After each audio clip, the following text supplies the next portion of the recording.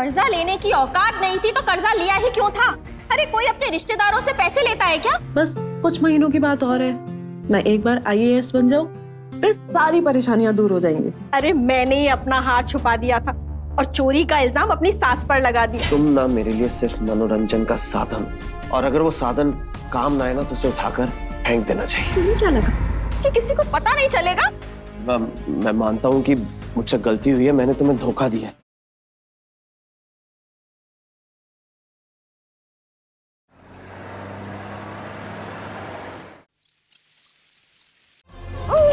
किसने बांध दिया?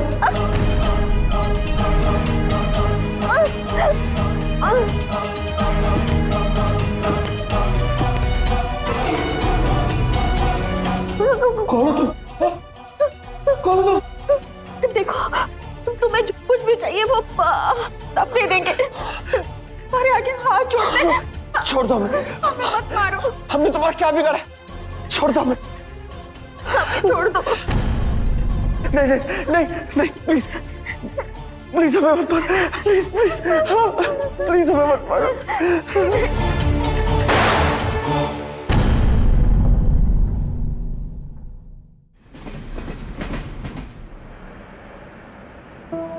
हाँ मम्मी, बस अभी कोचिंग से ही निकली हूँ। हाँ रिक्शे का वेट कर रही हूँ, बस आ जाए तो मैं आती हूँ घर। अरे 10 मिनट में पहुँच जाऊंगी। हाँ अच्छा ठीक है, खाना हम साथ में ही खाएंगे। हाँ ठीक है मम्मी।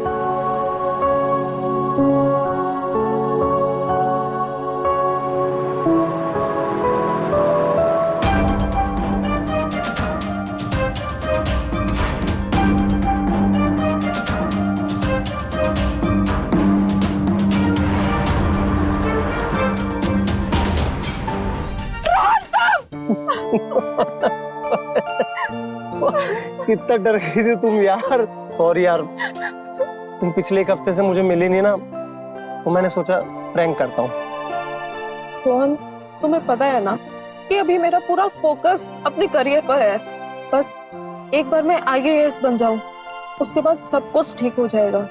मुझे पता है कविता, तुम्हारा ये सपना जरूर पूरा होगा, मुझे भरोसा है तुम पे। एक तो तुमने मेरे साथ इतना गंदा प्रैंक किया और अब अच्छा बॉयफ्रेंड बन के दिखा रहे हो। हाँ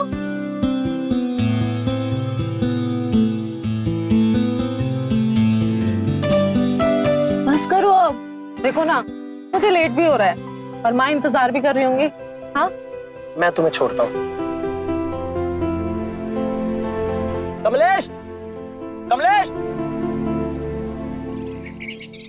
अरे बार बार फोन क्यों कर रही हो? मैं घर पर हूँ। अरे मैं इतनी जल्दी नहीं आ पाऊंगा। बाय। हाँ बाय बाय। सारा दिन फोन पर ही लटके रहोगे या अपनी माँ से पैसों की बात करोगे? वो कुछ जरूरी काम आ गया था इसलिए मैं माँ से बात। बस रहने दो। एक काम कहा था आपसे वो तक नहीं हुआ। हमेशा पैसों के लिए मुझे ही बोलना पड़ता है। महेश बहू चाय ले लो बेटा। चाय की जगह थोड़ा सा जहर ही पिला देती तो अच्छा होता। रोज रोज ये रिश्तेदारों के ताने तो नहीं सुनने पड़ते। पर बहू बात क्या हुआ बेटा? अरे वाह, आप तो ऐसे भोली बन रही हैं जैसे आपको कुछ पता ही नहीं है। 1 साल पहले मेरे चाचा जी से जो 10 लाख रुपए लिए थे आपने, वो कब लौटाएंगी आप? अरे अपने रिश्तेदारों से कोई पैसे उधार लेता है?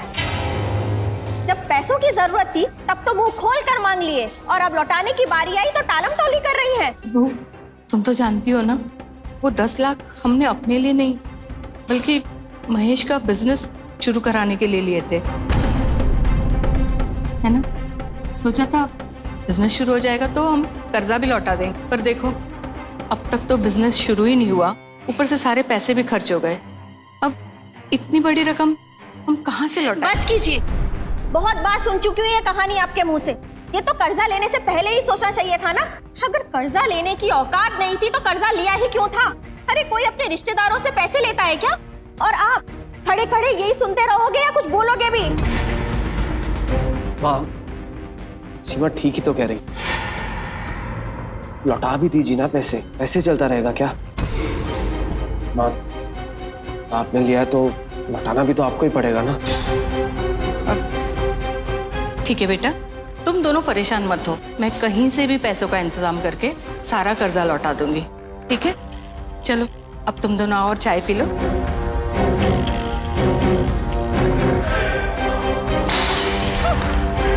नहीं पीनी मुझे चाय वाय, बस जल्द से जल्द मेरे चाचा जी के 10 लाख रुपए लौटा दीजिए। मैं और ताने नहीं सुन सकती हूँ। माँ, आप पैसे नहीं लौटाएंगी। और क्या आप सुबह शाम मेरी माँ के पीछे पड़ी रहती हैं? पैसे लौटाने के नाम पर उनका जीना हराम कर रखा है आपने। सब पता है मुझे। आप दोनों ने 10 लाख रुपए कहाँ उड़ाए हैं? अपना शौक पूरा करने में ना, और जब कर्जा लौटाने की बारी आई तो मेरी माँ के पीछे पड़ गए आप दोनों। कविता, कुछ दिनों से ना बहुत जुबान चलने लगी है तुम्हारी। बड़ों से इज्जत से बात करने की तमीज भूल गई हो क्या? जैसे शादी के बाद आप माँ से बात करने की तमीज भूल गए हैं। अरे वाह वाह वाह, 4 दिन की सिविल सर्विस की पढ़ाई क्या पढ़ ली, अपने आप को कलेक्टर समझने लगी। तुमसे तो मैं बाद में निपटूंगी। और आप एक बात कान खोलकर सुन लीजिए, 1 महीने के अंदर अंदर मेरे चाचा जी के पूरे 10 लाख लौटा दीजिए, वरना मैं पुलिस कंप्लेन कर दूंगी। फिर चक्कर लगाती है ना बुढ़ापे में थाना कोतवाली के। और आप खड़े खड़े क्या देख रहे हैं? और बेइज्जती करानी है क्या? चलो चलो। माँ बैठो।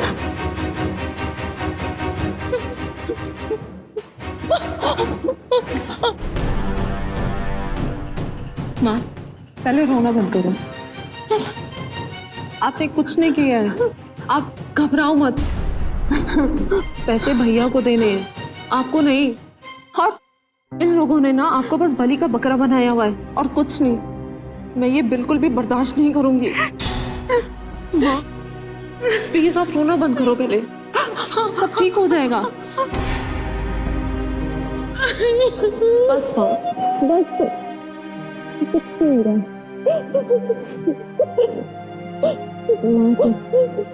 एकदम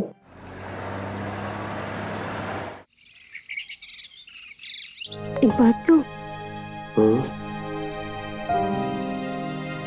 मैं सोच रही थी कि क्यों हम लोग शादी कर ले। पता है, आज माँ भी कह रही थी कि अब शादी कर ले, और मैं माँ को और मना नहीं कर सकती, और मैं भी तो चाहती हूँ। अनु, मैं तुम्हें कितनी बार समझा चुका हूँ कि मैं शादीशुदा हूँ और मेरे लिए तुम्हारे साथ शादी करना इतना आसान नहीं है। सब कुछ ठीक तो चल रहा है हमारे बीच, तो फिर ये शादी करना जरूरी क्यों है? जरूरी नहीं है, बट मैं हमेशा तुम्हारा टाइम पास बन के नहीं रहना चाहती। मैं चाहती हूँ कि मेरा भी घर बसे तुम्हारे साथ, मेरी भी शादी हो तुम्हारे साथ। सोचो ना, तुम नहीं चाहते क्या? मैं और इंतजार नहीं कर सकती। इंतजार नहीं कर सकती ना तो बैठे रहो यहीं, सारे मूड की बैंड बजा दी। ये हमेशा टालता क्यों रहता है?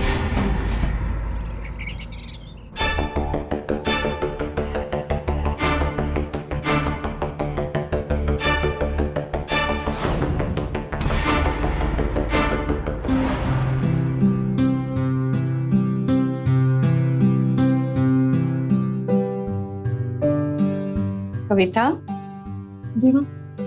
ये ले बेटा तेरी कोचिंग की फीस। माँ, आपको मेरी कोचिंग की फीस के लिए कितना स्ट्रगल करना पड़ता है। ये फीस आप अपने पास ही रखें, बस कुछ महीनों की बात और है।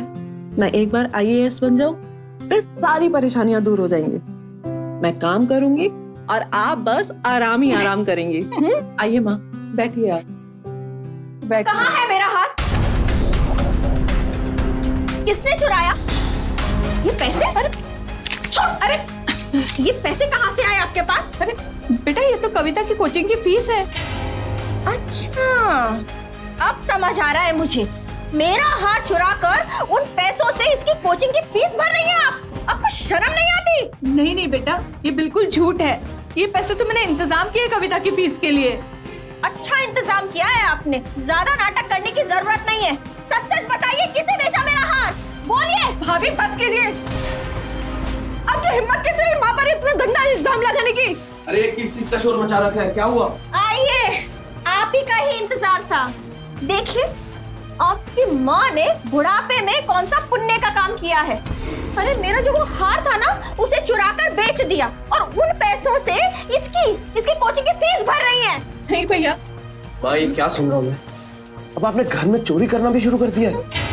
नहीं बेटा, ये बिल्कुल झूठ है। मैंने कोई चोरी नहीं की है बेटा। छोड़ो बेटा। क्या कर रही हो? अपनी हिम्मत कैसे हुआ आपको ऐसे टॉर्चर करने की? मैं आपका हाथ मोड़ के दिखाऊं क्या? कितना दर्द होता है? हाँ, मुझे बताइए।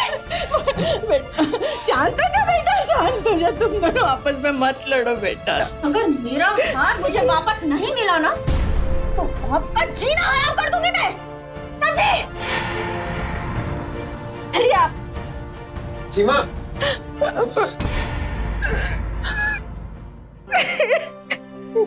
माँ अब बैठिए।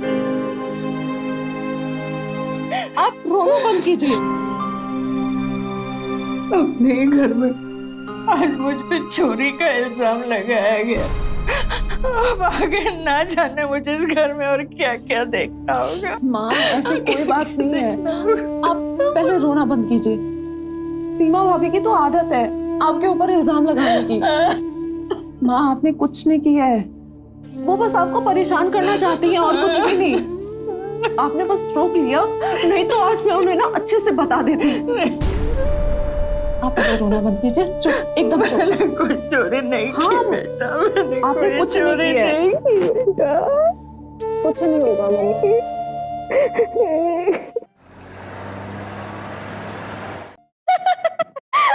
अच्छा हुआ गीता तू आ गई, वरना मैं तो इस घर में अकेले परेशान हो रही थी। मैं तेरी सास ने तेरा हार चुरा के भेज दिया, इसलिए मैं रह नहीं पाई और तेरे पास चली आई। सास बहू का झगड़ा तो सुना था, मगर बहू का हार चुराने वाली सास पहली बार की है। अरे गीता तुझे मैं और क्या क्या बताऊं, मेरी तो किस्मत ही फूट गई जो इस घर में शादी हो गई। इस औरत की ना सिर्फ शक्ल ही भोली है, वरना अंदर से तो ना ये बहुत शातिर है। तुझे पता है इसने क्या किया? पहले तो मेरे रिश्तेदारों से 10 लाख रुपए ले लिया और लेकर ऐंठ गई उनको, और अब इस बुढ़िया ने मेरा हाथ चुराकर बेच दिया। बहुत बुरा हुआ सीमा तेरे साथ, बहुत बुरा हुआ। लेकिन गीता तू देखना, इस बुढ़िया से तो मैं हार के पैसे निकलवा के ही रहूंगी, चाहे उसके लिए मुझे इसे दूसरों के घरों में बर्तन मांजने क्यों ना भेजना पड़े। खैर वो सब छोड़, चाय पीना, देख पीकर कैसी बनी है। अब रहने दे, जिस घर में ऐसे चोर हो उस घर का पानी और चाय पीना भी हराम है। अच्छा मैं चलती हूँ, ऐसे चोर लोगों से ना सावधान रहना, समझी तू? ठीक है, मैं तुझे बाद में कॉल करूंगी। Bye bye.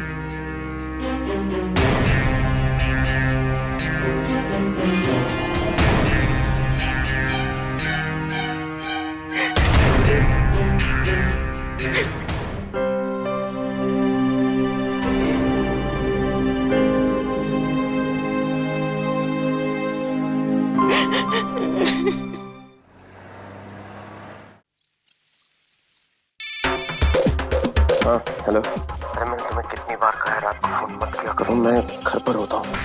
इस वक्त मैंने तुम्हारी फेवरेट नाइटी पहनी है, सोचा तुम्हारा मूड बना दूं, जल्दी से आ जाओ।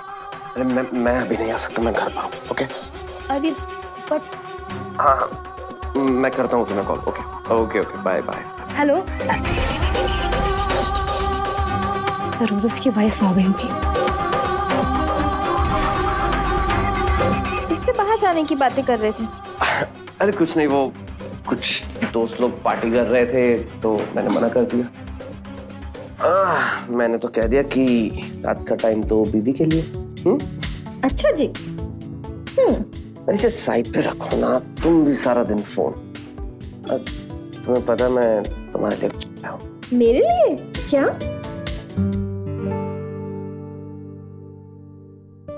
पसंद है ना तुम्हें? रात में कोई गजरा लगाकर सोता है? अब लाए हो तो इसे वहां रख दो। तुम भी ना, तुम बताओ तुम्हें क्या पसंद है? तुम सच्ची? मुझे 1 महीने के अंदर अंदर मेरे चाचा जी के पूरे 10 लाख लौटा दीजिए, वरना मैं पुलिस कंप्लेन कर दूंगी। मेरा हाथ चुरा कर उन पैसों से इसकी कोचिंग की फीस भर रही हैं आप। आपको शर्म नहीं आती? भाभी, भाभी,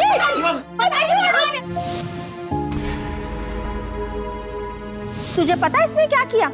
पहले तो मेरे रिश्तेदारों से 10 लाख रुपए ले लिया और लेकर ऐंठ गई उनको, और अब इस बुढ़िया ने मेरा हाथ चुराकर बेच दिया।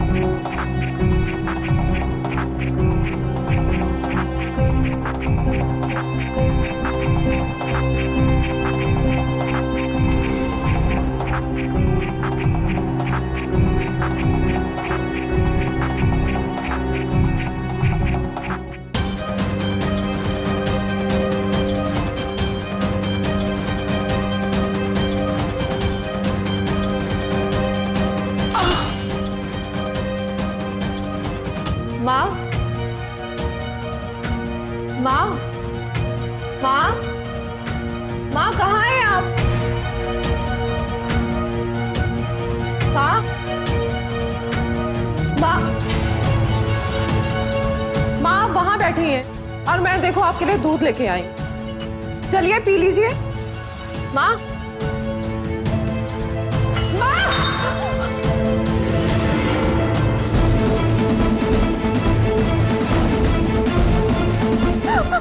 उठिए माँ। माँ क्या हो गया आपको? एम्बुलेंस जल्दी। आप मुझे छोड़ के नहीं जा सकती माँ। माँ उठिए प्लीज।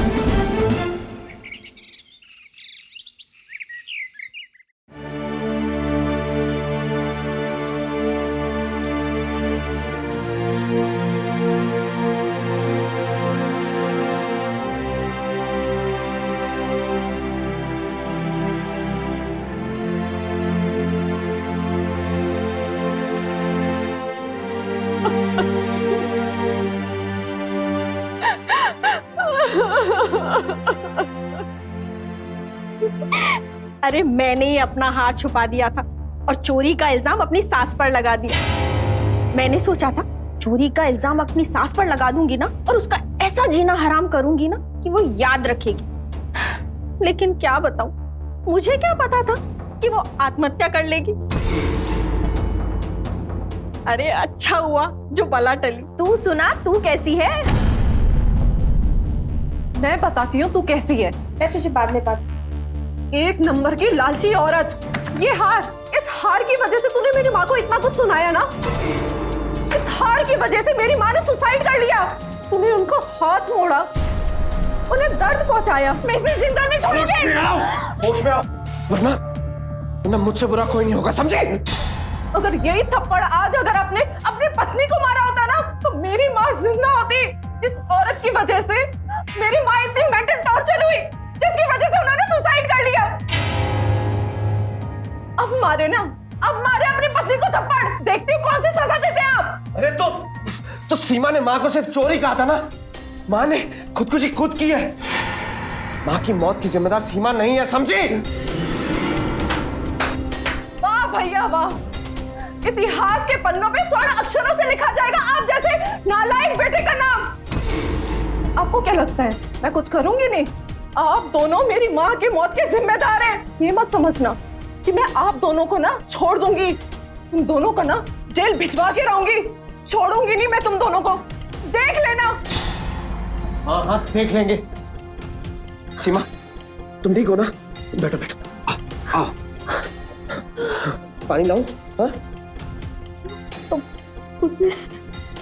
कुछ नहीं होगा, तुम टेंशन मत लो। तुम ठीक हो ना? हाँ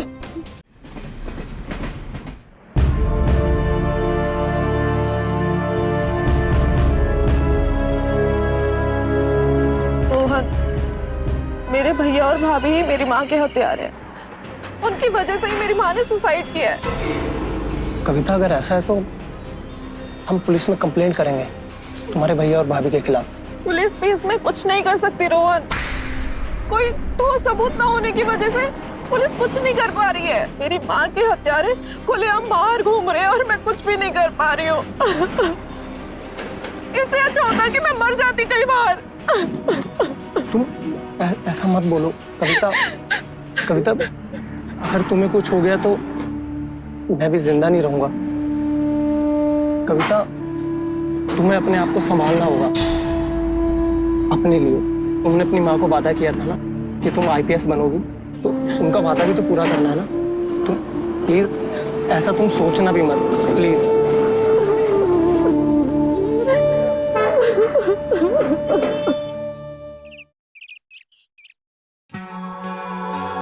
अरे वाह, इस स्ट्रेस में तो तुम कयामत लग रही हो। कयामत तो तब होगा जब तुम ये ड्रेस अपने हाथों से उतारोगे।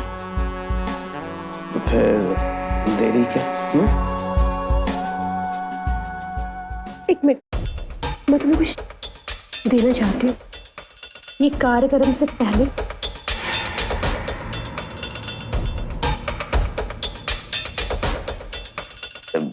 ये क्या है? देखो तो सही।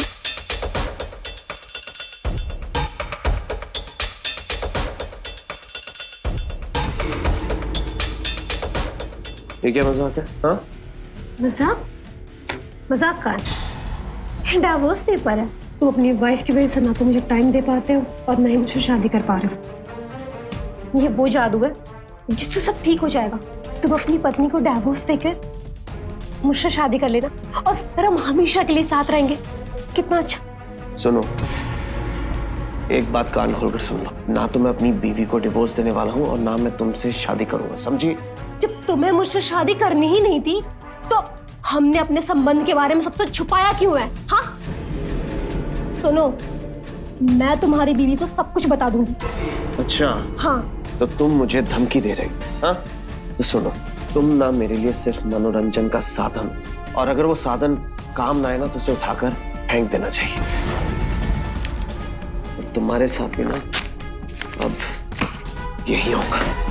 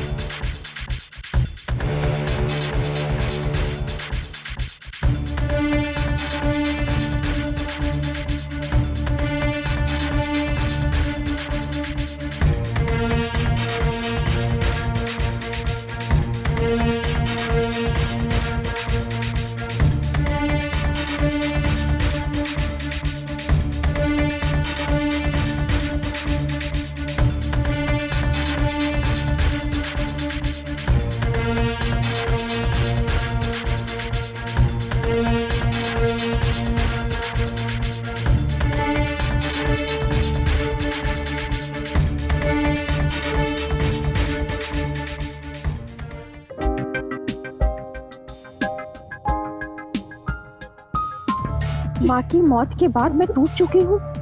ना ही मैं उन्हें भुला पा रही हूँ और ना ही उनके इंसाफ दिला पा रही हूँ। इसलिए मैं खुद को खत्म करने जा रही हूँ। कविता शर्मा, ये क्या कर लिया तुमने? अब हम क्या करेंगे? हाँ? अपनी माँ की मौत के में भी तुम इतना परेशान नहीं हुए जो इसको देखकर तुम इतना फड़फड़ा रहे हो। देखो, इससे पहले कि आसपास के लोगों को पता चले, अब इसका अंतिम संस्कार करते हैं, ठीक है? हाँ, सही कह रही हो तुम। हम इसका अंतिम संस्कार कर देंगे तो सब ठीक हो जाएगा, है ना? हाँ।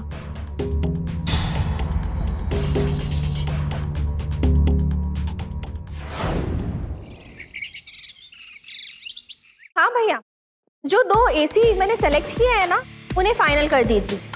हाँ, एक हॉल में लगाना है और एक बेडरूम में।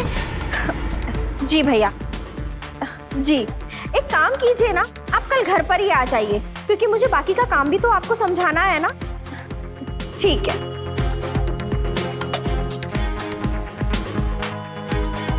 वैसे एक बात तो है, माँ और कविता के इस घर से हमेशा के लिए जाने के बाद तुम तो इस घर की मालकिन बन गई। मालकिन तो मैं इस घर की पहले से ही थी, लेकिन आपकी माँ और आपकी बहन ने मुझे सुकून से रहने नहीं दिया। लेकिन अब मुझे सुकून ही सुकून है। अब तो मैं इन दोनों का नाम अपने सपनों में भी नहीं लेना चाहती। अच्छा सुनो, मैंने ना कल इंटीरियर डिजाइनर को अपने घर बुलाया। अब मैं ना अपना पूरा घर अपने हिसाब से सेट करूंगी, ब्यूटीफुल सा। ये सब बहुत बढ़िया बात है। कविता, कविता, ये कौन हो तुम? और यूं बिना पूछे हमारे घर के अंदर कैसे घुसे चले आए? जी मुझे कविता से मिलना है। बहुत दिन से उसका फोन बंद आ रहा है, तो मैंने सोचा मैं खुद जाकर उससे मिलकर आता हूँ। आप प्लीज एक बार कविता को बुला दीजिए। कविता के बारे में बाद में पूछना, पहले ये बताओ तुम कौन हो? जी मैं कविता का बॉयफ्रेंड हूँ। ओह अच्छा, तो ये पढ़ाई है कलेक्टर की। लेकिन आपने तो आने में देर कर दी। आने में देर कर दी? मैं कुछ समझा नहीं। आप कहना क्या चाहती हैं? कुछ दिन पहले ही कविता चल बसी। बेचारी कविता अपनी माँ की मौत का दर्द सहन नहीं कर पाई और छत से कूदकर अपनी जान दे दी। चल, अब पता लग गया ना कविता कहाँ पर है। चल अब तू भी निकल यहाँ से, चल। मुझे पता है तुम दोनों ने जरूर उसके साथ कुछ किया होगा। बताओ क्यों मारा मेरी कविता को? क्यों मारा? चल, हमारे घर में आके हमें धमकी देता है।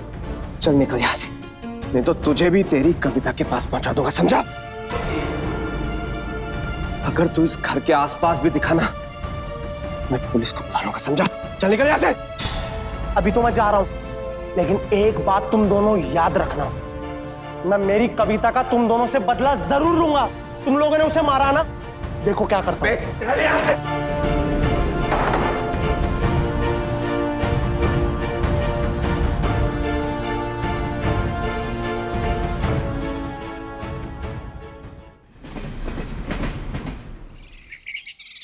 हेलो, काम हो गया? काम हो गया है, जैसा बोला था वैसे काम हुआ है। ठीक है, तुम्हारी पेमेंट तुम्हें मिल जाएगी।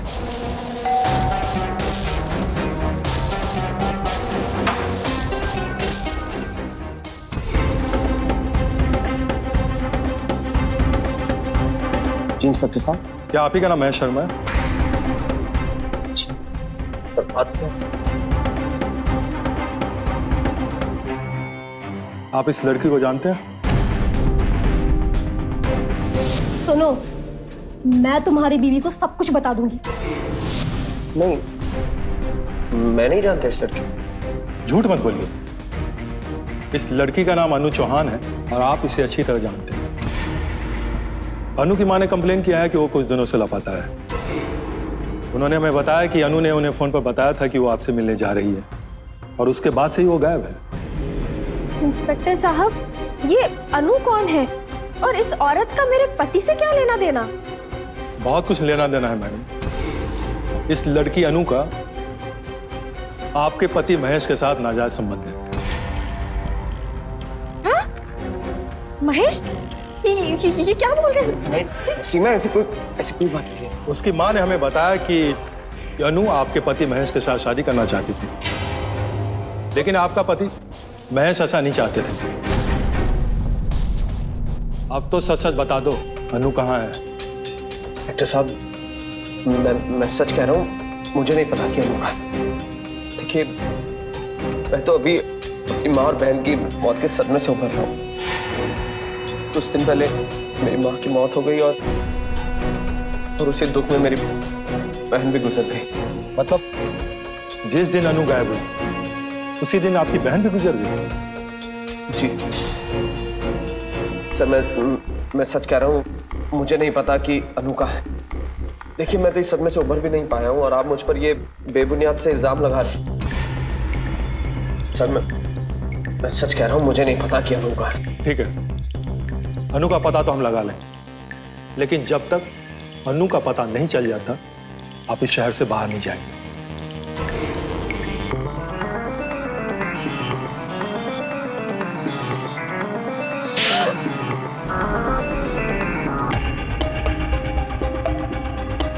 सीमा,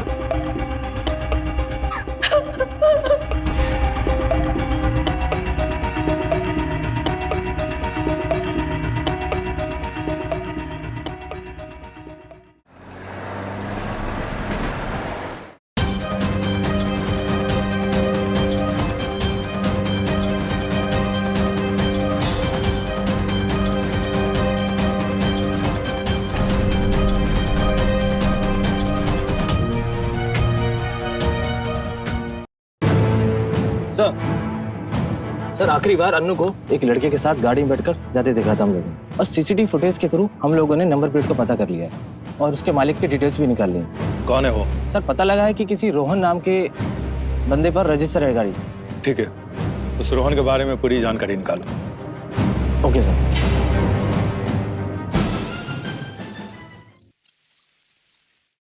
सीमा मेरी बात तो सुन। बात मत करो मुझसे, मेरे सर पर खून सवार है। तुम्हें शर्म नहीं आई? मेरे रहते हुए तुम बाहर किसी पराई औरत के साथ गुलछर्रे उड़ा रहे थे।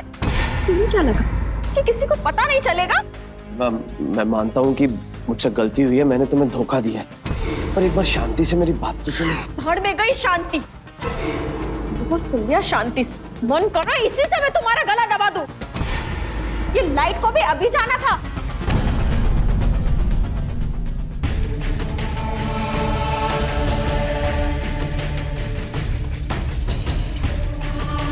लाइट भी इतनी बेकार है ना, कभी भी चली जाती है।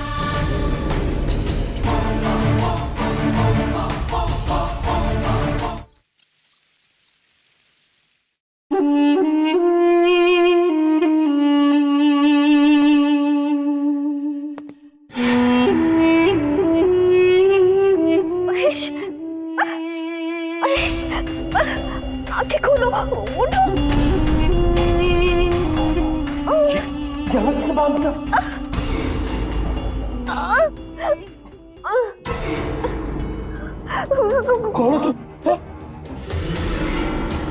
देखो, तुम्हें जो कुछ भी चाहिए वो सब दे देंगे। तुम्हारे आगे हाथ जोड़ते हैं। छोड़ दो, हमें मत मारो। हमने तुम्हारा क्या बिगाड़ा है? छोड़ दो हमें। छोड़ दो।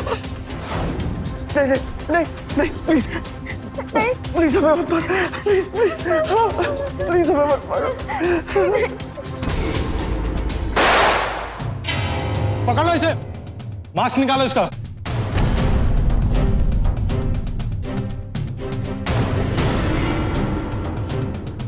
मीता, तुम तो मर गई थी ना? मोहन, तो कविता का बॉयफ्रेंड है। ये वही लड़का है जिसे आखिरी बार अनु के साथ देखा गया था। जिस दिन अनु गायब हुई थी उस दिन तुम्हारा बॉयफ्रेंड अनु के साथ था, और उसी रात को तुमने अपनी मौत का ड्रामा रचा। आखिर ये सब चक्कर क्या? तुम लोगों ने अनु के साथ क्या किया, और तुम अपने भैया और भाभी को क्यों मारना चाहती थी? सच सच बता दो।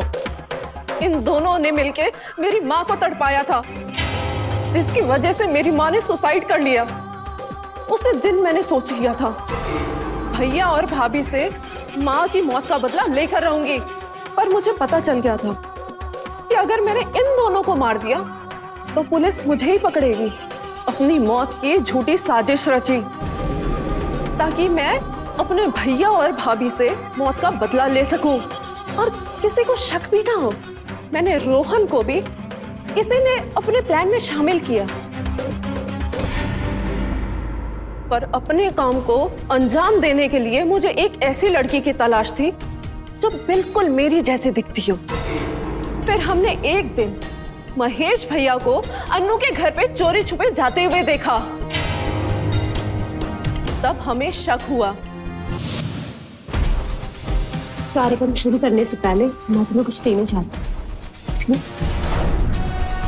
ये वो जादू है जिससे सब ठीक हो जाएगा। तुम अपनी पत्नी को डिवोर्स देकर मुझसे शादी कर लेना और फिर हम हमेशा के लिए साथ रहेंगे। कितना अच्छा। अन्नू बिल्कुल मेरे जैसी दिखती थी। उसी दिन मैंने प्लान कर लिया था कि अन्नू के मौत से मुझे 2 फायदे होंगे। एक, मेरी मौत की झूठी साजिश कामयाब हो जाएगी और दूसरी, अन्नू के गायब होने के केस में पुलिस भैया को परेशान करेगी। तब हमने सब प्लान कर लिया था। तो उस रात मैं अन्नू से मिला और मैंने अन्नू से झूठ कहा कि महेश भैया तुम्हें अपने घर बुला रहे हैं। हाँ बोली। वो मुझे महेश भैया ने भेजा है। वो आपसे शादी करने के लिए तैयार हो गया है, आपको घर पे बुला रहे हैं। मुझसे शादी के लिए वो तैयार हो गए? मुझे तो यकीन ही नहीं हो रहा। मैं एक बार कॉल कर लूं क्या उन्हें? नहीं, उन्हें फोन मत करो, उन्होंने मना किया है। वो अपनी बीवी के साथ है। आप उनसे घर पे चल के बात कर लेना ना, वो वहीं मिलेंगे। चलो हम चलते हैं। ठीक है, एक मिनट ना, मैं अपनी माँ को ये खुशी की बात बता दूं फोन पे। एक सेकंड ना।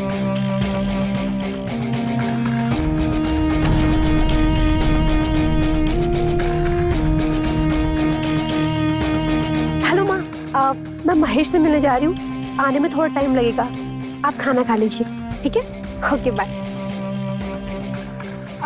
चलते हैं जल्दी। हाँ,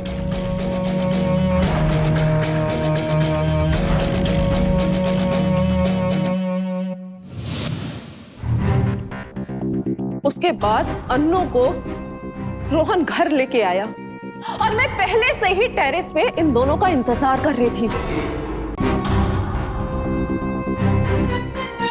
यहाँ तो कोई नहीं है, मुझे छत पर क्यों लेके आए? महेश कहाँ है? बस आ रहे महेश भैया, वो अपनी बीवी को सुला के बस आ ही रहे होंगे ऊपर।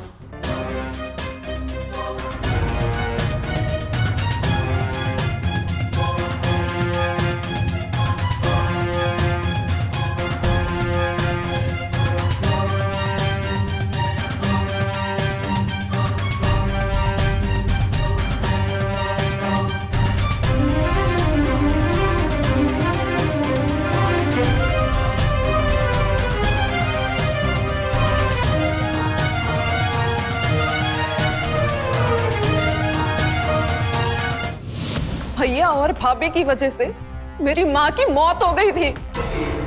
उस समय तो सबूत ना होने की वजह से ये दोनों छूट गए थे, लेकिन मैंने उसी दिन तय कर लिया था, इन दोनों को खत्म करके अपनी माँ को इंसाफ देना चाहती थी। अपनी मरी हुई माँ को इंसाफ दिलाने के चक्कर में तुम दोनों ने मिलकर एक निर्दोष लड़की की हत्या कर दी। इसके लिए तुम दोनों को कड़ी से कड़ी सजा मिले। ले चलो इन्हें। मुझे